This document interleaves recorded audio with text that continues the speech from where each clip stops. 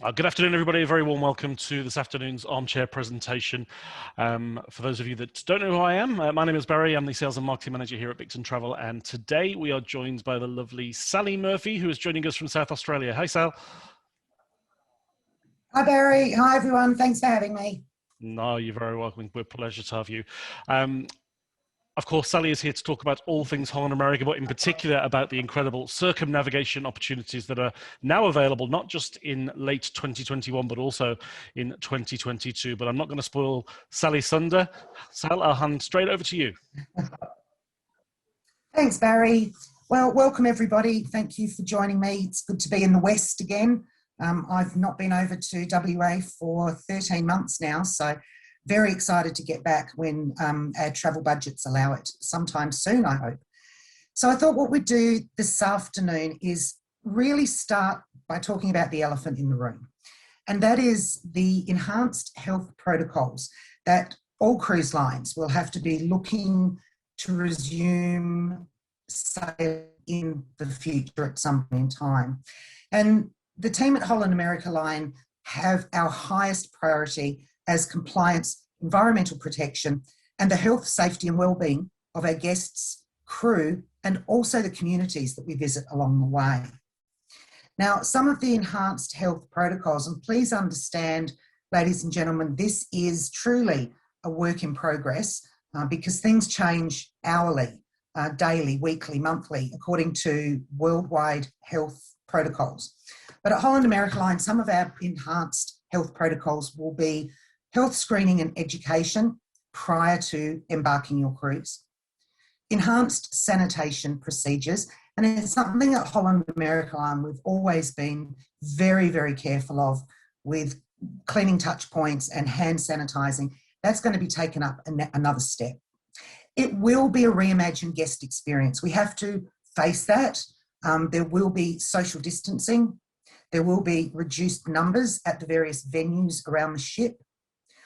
We at Holland America Line don't have to do away with the self-service buffet because we did away with that many years ago.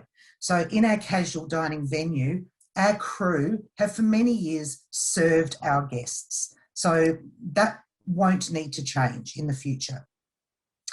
Improved healthcare, and I'll talk about that in a little bit more detail on the next slide, but we will have things like empty staterooms in case the need to quarantine our guests or crew arises.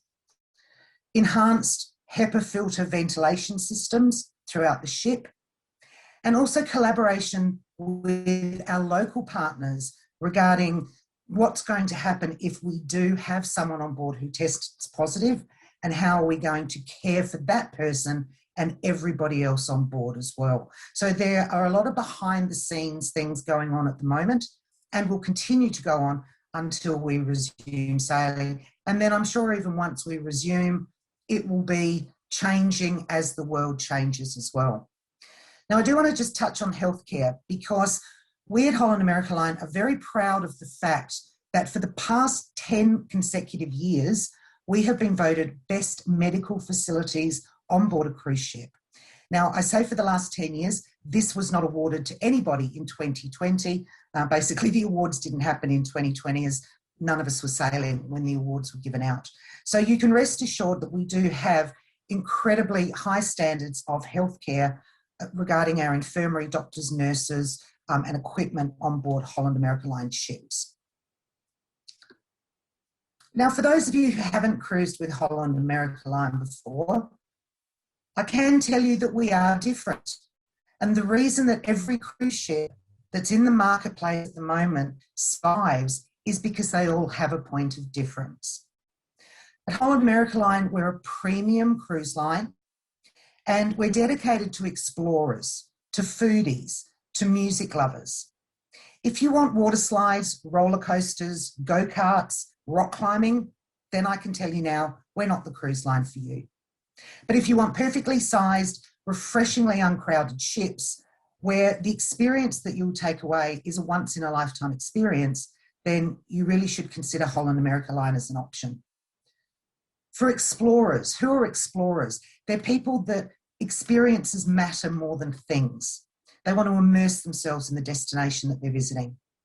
For foodies, and we'll talk about our dining options on board. For music lovers, and we'll cover that as well. Our incredible level of service, and our crew are not just there to serve you. I can genuinely say they are there to care for you. And you really get a sense of feeling on board from that. And of course, our classic designed ships with more guest to space ratio than many, many other cruise lines. Refreshingly uncrowded. And one thing I will point out, all of the ships in our fleet have no more than a 3-storey atrium in the centre of the ship. Now, you may have been on cruise lines that have these soaring 10-storey atriums. We don't, maximum of 3 stories. And we use that extra interior space for reading lounges, little nooks and crannies where you can go and not be overcrowded with other guests on board. So the design of the ship is very, very well thought out. So before we move into the circumnavigation of Australia, this is the Holland America Line fleet. Well, actually, I'm cheating a little bit. 10 of these ships are the Holland America Line fleet, and the Rotterdam in the top left corner will be in the Holland America Line fleet come August of this year. So we will pick up the keys, take it for a test drive, and then hopefully welcome our Northern Hemisphere guests on board from August onwards. Obviously, with the Australian border closures, we're not going to be able to experience her until next year. Now, today, we're specifically talking about the Oosterdam, spelled Oosterdam, but Ooster as in toaster, I was told by a Dutch colleague, and the Noordam, which will be doing the circumnavigation in 2022. Both of these ships' design are exactly the same. Colour scheme is slightly different, but the interior design is exactly the same, and both carry under 2,000 guests. So just under 2,000 guests. So as I said, perfectly sized ships. And our fleet of 11 ships can take you to all 7 continents. We connect with every continent on Earth. And I say connect because we visit 6 continents and we cruise the Antarctic Peninsula. So although we don't go ashore in Antarctica, we do certainly go down into those waters. So let's talk a little bit about the onboard experience. And it was interesting, we had a meeting today with one of our product developers in Seattle in the USA, and they were talking about the culinary experience. And we don't have a lot of restaurants on board. We tend to focus more on the quality of the culinary experience rather than the quantity of venues on board. And a lot of cruise lines have a celebrity chef. Names such as Curtis Stone, Luke Newen, that lend their expertise to various cruise lines. We don't have a celebrity chef, we have 8. We have a culinary council of 8 renowned chefs, and every one of these chefs has a particular area of expertise. So for example, Jacques Torres, a very well-known North American chef based in Seattle, is a master pastry chef and chocolatier. So he lends his knowledge and training skills to our crews and our galley teams on board the ship. Andy Matsuda, a sushi expert. Johnny Bohr is a European renowned multi-Michelin star chef who specialises in farm-to-table cuisine. So every one of these people lend their area of expertise to our culinary experience. Also, our shore excursions in many destinations, and Melbourne on the circumnavigation is just one of them. Our shore excursions incorporate a culinary experience. So if you're a foodie and you want to immerse yourself in that culinary experience in one of our ports of call, we have that opportunity for you to do so as well. And on board, we do have, as well as our main dining, acclaimed specialty restaurants and pop-up experiences. And we'll talk about culinary a bit more.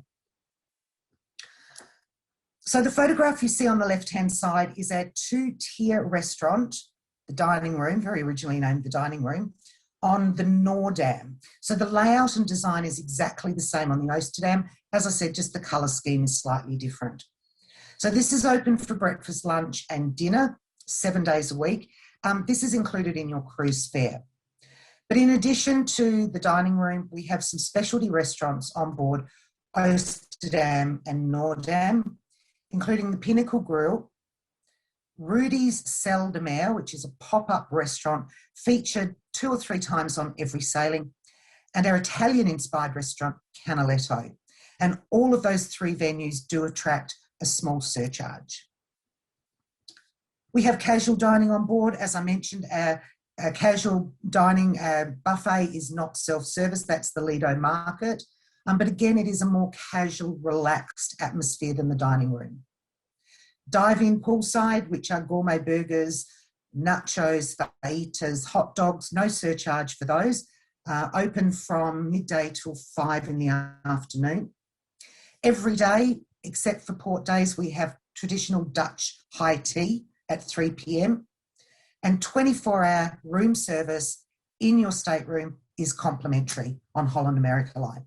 So if you want to have a quiet evening on your veranda and watch the world go by, we will bring your meal to you and serve you. I love breakfast on my veranda, not the hustle and bustle of the Lido.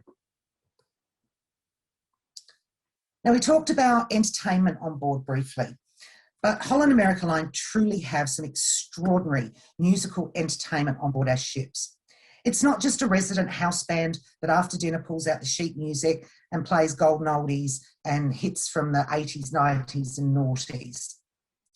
We have 4 specific different venues on board Oosterdam and Noordam. My favourite, and that's why it's first, B.B. King's Blues Club, direct from Memphis on Beale Street in the USA. And these are truly authentic blues performers. We borrow them from B.B. King's Blues Club for 3-month contracts on board our ships. And I can tell you when B.B. King's gets up, so does the audience. They do 2 sets a night, 6 nights a week, and it is such a high energy, fabulous performance. I don't know how we'll go post-COVID with the dance floor, which is normally packed. We'll have to learn to socially distance. Billboard on board, which also performs twice nightly, 6 nights a week, is top 40 hits from the last 5 decades. When we first introduced Billboard on board, I thought, oh, okay, 50 years of music, I should know some of those songs. Then I looked at my passport, date of birth, and realised I know all of those songs. It's kind of like a dueling piano environment. The guests can make requests. Some performances have themes, like it might be one-hit wonders or number ones from the 80s. So different evenings, different sets have different themes to them. And my favourite pre-dinner venue is Lincoln Center Stage. Lincoln Center is the world's leading centre for chamber and classical music based in New York City. And again, we borrow the performers from Lincoln Center and they perform twice of an evening, usually early evening and around about dinner or shortly afterwards. But again, they have themes to their performances like, you know, the US songbook, for example, or theatre classics. And of course, like any cruise ship, we have our world stage with live, high energy shows with our resident cast, teams of singers and dancers on board, and really, really different in variety. Again, it might be, you know, hits from Sir Andrew Lloyd Webber and Tim Rice. It might have a particular theme to the show. Sometimes we have visiting comedians, illusionists, local entertainment as well, so capturing the local flavour of the port of call that you're visiting. And again, we go back to that renowned service, and it is the one feature of Holland America Line that our guests are consistently commenting about that they've experienced on board. Now, when I was looking at the itinerary in detail today before talking to you all tonight, I had a look, and of a 32-day full circumnavigation of Australia, we have 16 ports of call, not including Sydney.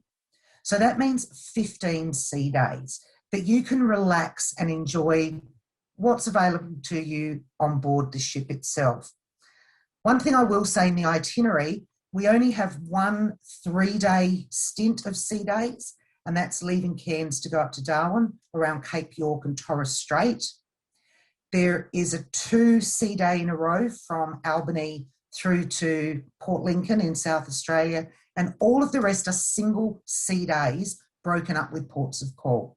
And those sea days are great because you're trying to fit so much into your port experience that it's nice to just sleep in, relax, and enjoy the benefits and features on board the ship.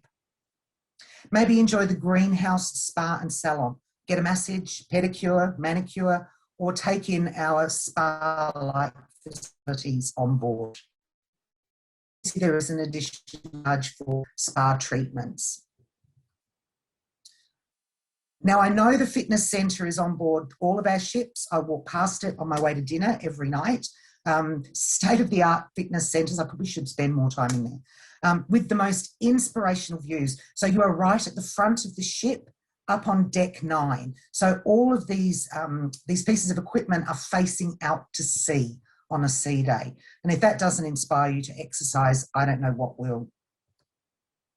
We have a Microsoft studio where you can take short standalone classes in Microsoft applications. So it might be how to turn your 3,000 holiday photos into a 10-minute video that your friends and family enjoy watching. They do social media classes. I sent my 80-year-old mum along to learn about social media and have regretted it ever since. But you've also got lots of different, Windows 10 applications, internet security. These are incredibly popular. People actually line up to get involved in these. You see people turning up about 20 minutes before just to make sure that they can get a seat. We have culinary experiences on board that include cooking demonstrations as well as hands-on cooking classes. Now, the hands-on cooking classes I will just mention because I have done them before. You spend, in a very small group, you spend time with the executive chef preparing a meal. They then throw that meal in the bin and then serve you an identical menu in the Pinnacle Grill prepared in the galley. And that is for health and safety reasons. So they won't serve you the food that you've prepared. They'll serve you, well, in my case, what it should look and taste like prepared in the galley. Now, one decision, once you've decided, yes, love the itinerary, love the ports of call, you're talking to the fabulous team at Bicton Travel, you need to decide on your accommodation. And we hear it a lot. Oh, you only go there to sleep. We don't spend that much time in our room. But it's really important that you are comfortable and you choose the type of accommodation that suits your needs. So on board Oosterdam and Noordam, I've just taken a couple of photographs of what an interior stateroom is like. So still spacious. The suitcases fit comfortably under the bed. An ocean view stateroom which has a window, but the window does not open. Now, the difference in price between an interior and an ocean view is generally only about $10 a day. And what a difference that window and that natural light, and importantly the weather report, makes to your travelling experience. What you can't see behind the camera is extensive wardrobe space and a very spacious bathroom.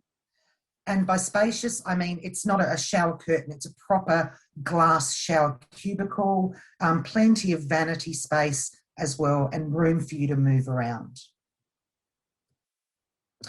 But what I would really recommend is consider upgrading to a veranda. And again, the team at Bicton Travel can give you a comparison price between a veranda and an ocean view.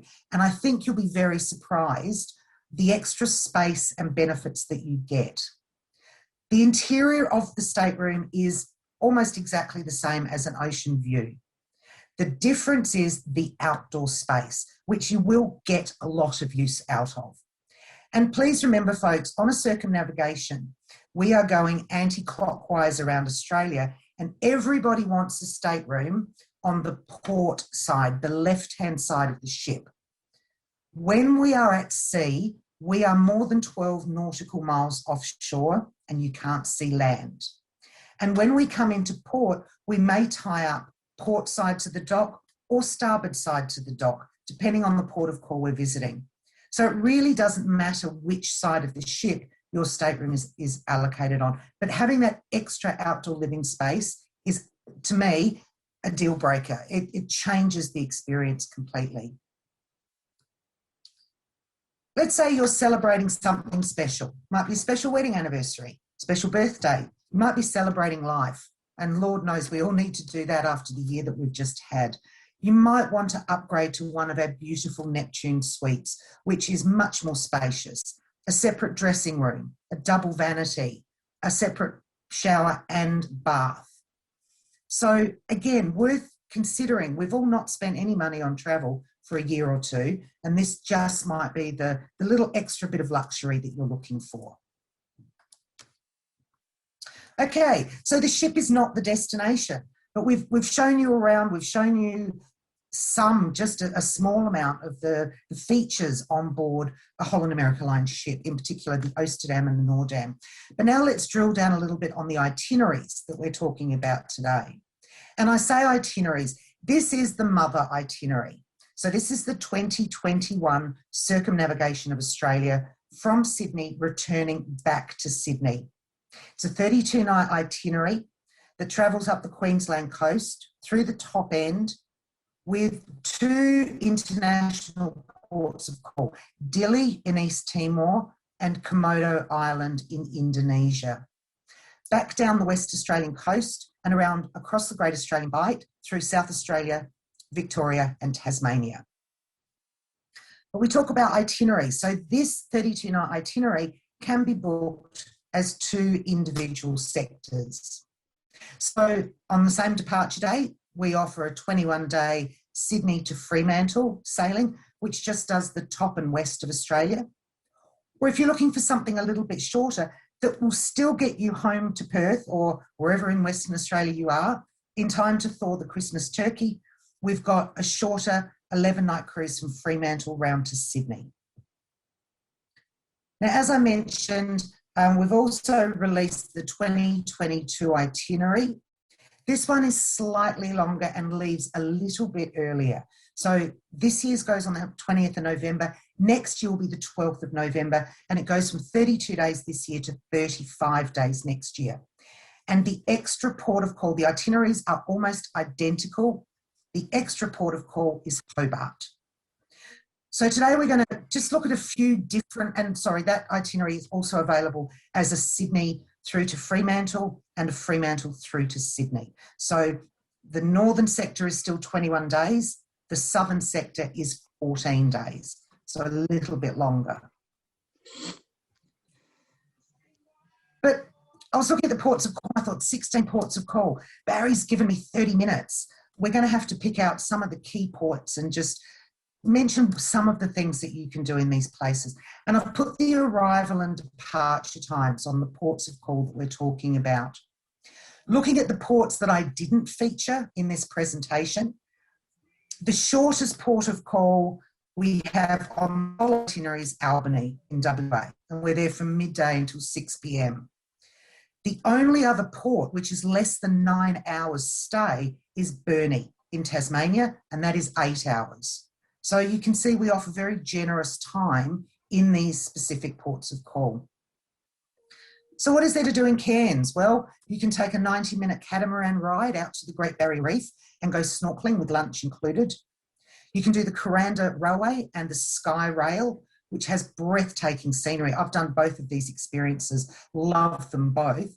But you can go to Green Island, Fitzroy Island, Port Douglas, a saltwater crocodile park, although you might want to save that for Darwin. There's certainly plenty of other things to do in Cairns. You can go whitewater rafting on the Barron River. You can go high adrenaline tubing on the Mulgrave River. Or you can just take it easy and relax and enjoy the destination that is the city of Cairns itself.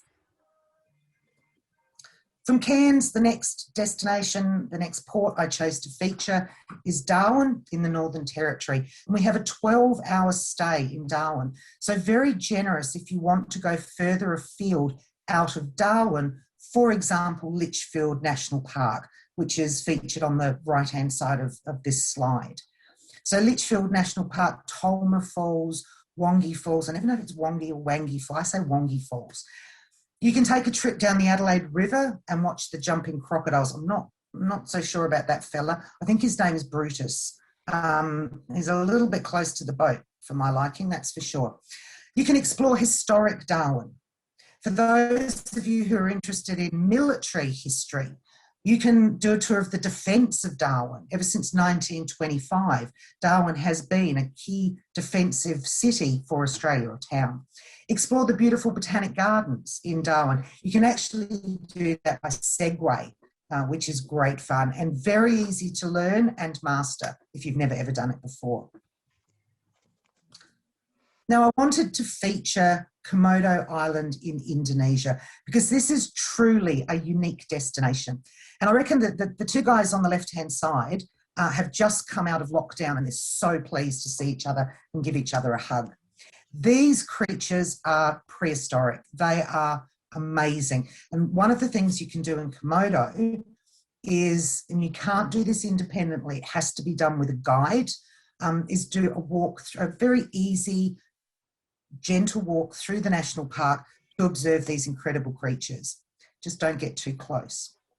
But the other thing, and I enjoy being immersed in the culture of a destination, you can visit the village of Kampung, which is on the opposite side of the island to where the dragons are, lucky for the villagers, and you can experience how the local people live their lives. And they're so proud to share their community and their traditions with visitors that come ashore and visit them. Now we're getting on home turf for you folk in the West. So Broome, the gateway to Australia's northwest. I did Google it to see if it was the gateway to the Kimberley or the gateway to the Pilbara, and apparently it's been both. It used to claim Kimberley, then it switched to Pilbara, and now it claims to be back to Kimberley again. So, of course, very iconic experience in Broome is the camel ride on Cable Beach. You can do a walking tour with one of the local Indigenous characters who will share his culture with you, as well as take you to some of the more historical sites from those chaotic and lawless days back in the early 20th century of the pearl farmers up in Broome. You can take a flight seeing trip over horizontal falls or visit a pearl farm while you're in Broome. Now, I've skipped Fremantle because some of you might be thinking about just doing half of the circumnavigation, and Fremantle will either be a disembarkation or an embarkation point. I don't think you need to tell me what there is to see and do in Fremantle and Perth, although as a visitor, frequent visitor to Perth, I've probably done more of the touristy things than a lot of the locals have. But we're moving down to Albany. Yes, it's taken me 10 years to learn that it's not Albany. So a couple of the highlights down in Albany, you can visit the National Anzac Centre. And of course, Albany was the first port of departure for the Anzacs heading to the battlefields of World War I. And this is an incredibly interactive experience, well worth visiting. Why not take some time to visit one of the local wineries, Wignall's? We do a day out to Wignall's Winery, as well as sightseeing in the local area. You can do a wildlife cruise on a glass-bottom boat along the Calgon River, or maybe visit the Torndirrup National Park for some incredible scenery and wildlife. My hometown, Adelaide. I've got to say, the port is not pretty. The ship pulls into Outer Harbour. Now, once you leave Outer Harbour, Adelaide and the surrounding area really is very, very pretty. And yes, I know I'm biased. Two of my highlights to do when you're visiting Adelaide. One is the very quaint and traditional German village of Harndorf up in the Adelaide Hills. The traditional stone buildings dating back to the mid-19th century, maybe sample some German fare, German ale, do a bit of shopping. It's just a really, really lovely place to go. And of course, South Australia, very famous for our wine districts. Two of the most accessible in a day trip are the iconic Barossa Valley, pictured here, and the McLaren Vale wine region down in the southern part of Adelaide. You can do a day trip to the Fleurieu Peninsula and catch a boat across to the Coorong, made famous by the film Storm Boy, or two films actually, 1976 and I think 2019. Beautiful part of the world. Or stay close to home and explore the museums and gardens of central Adelaide.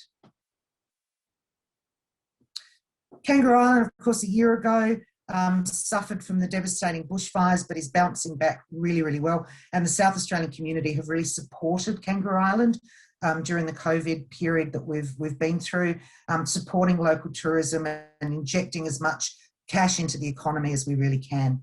And there are still some fabulous sights to see on Kangaroo Island.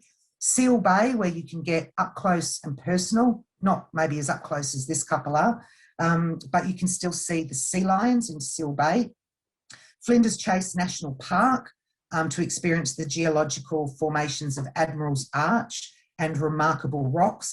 And you can also observe the New Zealand fur seals splashing around in the water in Flinders Chase National Park. There's a rare breeds farm on Kangaroo Island with colours and shapes of domestic farm animals that you've never seen before: cows, pigs, chicken, poultry. Really, really interesting. You'll have to take photographs. Your friends will never believe you. And we've also got the Stokes Bay Bush Garden, full of native plants, flowers, and birds and insects. So well worth seeing. Now, the final port I want to feature today is Melbourne. And of course, the Victorians, the Melbourneites, they claim to be the centre of coffee culture. No one likes a good cup of coffee more than me. If you want to go a little bit further afield, you can take a trip to Ballarat and visit the fascinating and multi-award winning tourist attraction that is Sovereign Hill. Maybe ride Puffing Billy through the Dandenong Ranges. We do a day trip down the Great Ocean Road to the 12 Apostles and Port Campbell. For foodies, visit the Queen Victoria Market and have an interactive experience, or just explore the alleys and arcades of Melbourne and shop until you drop. Now, Barry, I might throw back to you because I know Bicton Travel have done a fabulous job packaging the two half sectors for some pretty amazing prices. And I'm not entirely sure how you did it, and I'm not going to ask. Thanks, Sal, and thanks again for that beautiful presentation. So for guests wanting to do the top half, so the first sector of that full circumnavigation, go... Oh, I've lost my screen, sorry, bear with me a second. Back. So the first 21 nights, so departing from Sydney and cruising across the top, returning back into Fremantle for the veranda price. So this is starting off with a balcony. So we're not talking insides and ocean views here. We're talking a full veranda, including free flight Sydney and 2 nights accommodation in Sydney before your cruise, starts at $6,959. So an incredible price there for what is 23 days round trip. Alternatively, if you want to embark the ship here in Fremantle and cruise across the bottom, ending your cruise in Sydney, we will include free flights in that veranda stateroom priced from $3,599. So if you're interested in either the full cruise or either of those two sectors, you can call your favourite travel advisor here at Bicton Travel, and they will be delighted to assist you in booking that. And just a little heads up, we do know that the cruise is filling very quickly, and in particular the second half of that voyage across the bottom is the most popular at this stage by far. But if you've got a bit of extra time, I'd encourage you to consider either the full voyage or certainly across the top as well. And Barry, I think from memory, the price that you're offering today is only valid until the 5th of April. That's correct, yeah. Yeah, so we've only got a very limited window to be able to secure these for you. So don't leave it too long. Don't think about it, put it on the fridge and then call us in a month's time, because the chances are we won't be able to honour it. It is valid only until the 5th of April. And quite a few of your team at Bicton Travel have experienced Holland America Line themselves. They've sailed privately, so they're very experienced in being able to talk to you about the product. Of course, and if we get any tricky questions that we don't know the answer to, we've got a direct line to our best friend, Sally. Absolutely, absolutely, anytime, Barry. And folks, that's all we've got time for today, so we will wrap up and say a huge thank you to Sally for sparing us the 30 minutes today to inspire us on that beautiful voyage. I'm very, very tempted to book it myself, actually. Quite Go for it, Barry, but don't wait. Exactly. Thanks once again, Sally. Really appreciate it. And thanks to everybody who joined us today also. Thanks, everyone.